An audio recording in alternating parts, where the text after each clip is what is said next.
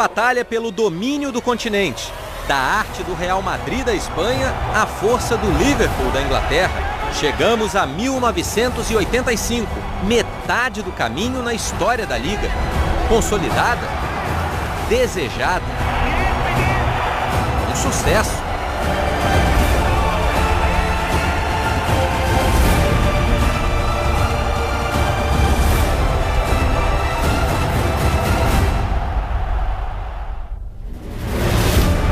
Mas essa temporada especial ficaria marcada por uma tragédia.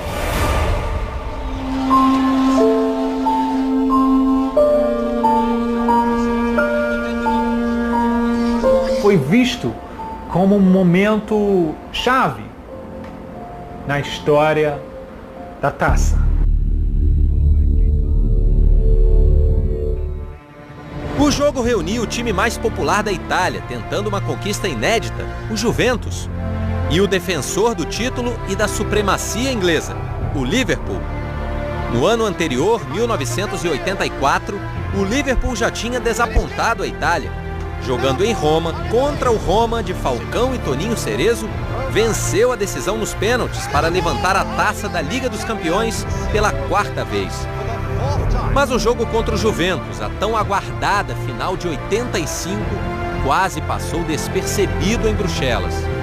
Quase todo mundo que assistiu aquele jogo acabou assistindo aquele jogo sem dar um mínimo para o que aconteceu no campo.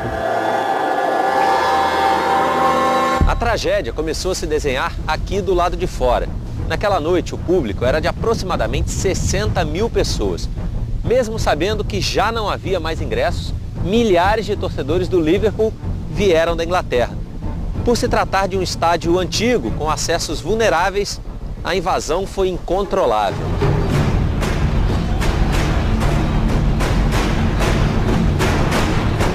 Muita gente entrou sem pagar. 1 hora antes do jogo, o setor destinado aos ingleses já estava superlotado. O pessoal então começou a correr, a pular, todo mundo vindo para cá, para esse lado, ocupado pelos italianos. O empurra-empurra gerou uma onda de pânico. Os torcedores começaram a ser encurralados, até que se depararam com um muro que existia aqui. Com essa pressão toda, não houve jeito. O muro cedeu. Tinha gente que foi me ver e que jamais voltou para casa porque morreu em Bruxelas.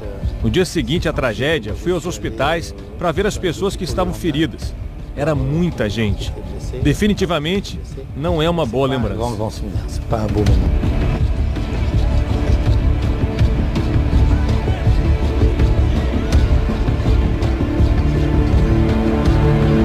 Centenas de pessoas caíram, maioria absoluta torcedores do Juventus, deixando vários feridos e 39 mortos. Mas a principal causa das mortes não foi nem a queda, e sim o esmagamento. Aquele dia 29 de maio de 1985 mudaria para sempre a história do futebol da Europa. A partida aconteceu. Com um gol de Platini, o Juventus conquistou a taça pela primeira vez. O craque francês, hoje presidente da UEFA, recebeu nossa equipe na sede da entidade, em Lyon, na Suíça, e lembrou o que os jogadores sentiram naquele dia. A gente não tinha muita ideia do que estava se passando. Só depois entendemos que algo terrível tinha acontecido. Foi uma boa decisão da UEFA seguir o jogo para salvar a vida dos torcedores. Se parássemos, seria uma tragédia ainda maior. O fato de termos jogado permitiu que se separasse um pouco os torcedores, para que uns partissem antes e para acalmar as coisas. Jacques Ferrand, jornalista do L'Équipe, uma das principais publicações esportivas da Europa, foi um dos responsáveis por idealizar a Liga dos Campeões 30 anos antes, em 55. E ele não imaginava que um dia aquela competição pudesse ganhar contornos tão trágicos. Escrevi um artigo que dizia que, de certa maneira, Heysel representava a morte da Copa dos Campeões. 39 mortos tanta gente ferida. Será que valia a pena seguir em frente com um jogo que fazia com que as pessoas se matassem por ele? Os clubes ingleses foram banidos por 5 anos de todas as competições europeias. E coincidência ou não, a Liga teve campeões inesperados nas temporadas seguintes. Em 86, nos pênaltis, o Steaua Bucareste, da Romênia, tornou o jejum do Barcelona, que ainda não tinha vencido a Liga nenhuma vez, ainda mais dramático. O goleiro Dukadam defendeu as 4 cobranças do Barça. Também nos pênaltis, o PSV, da pequena Eindhoven, na Holanda, levou o caneco em 88 ao derrotar o Benfica, que tentava dar uma resposta ao maior rival. Um ano antes, numa conquista com toque brasileiro, a surpresa da Liga tinha vindo de Portugal. A Europa toda dava como favorito o Bayern de Munique, ninguém apostava no Porto. E a gente tinha um time muito bom. Casagrande tinha quebrado a perna nas quartas de final e não se recuperou a tempo da decisão. Um outro atacante entrou no time para mudar a história. Você entrando no segundo tempo, onde o time perdia de 1-0, dá o passe para fazer o gol do empate e fazer o gol da vitória. Juari, o talismã do Futebol Clube do Porto, o novo rei da Europa. É gol do Porto! Juari! Olha, se chegasse um vidente, aquilo que fosse, fala assim para mim, você vai jogar assim, assim, tal dia 27 de maio, a final das Copas dos Campeões, vai acontecer assim, assim, assim. Eu não acreditaria. Ali foi um salto de qualidade do Porto.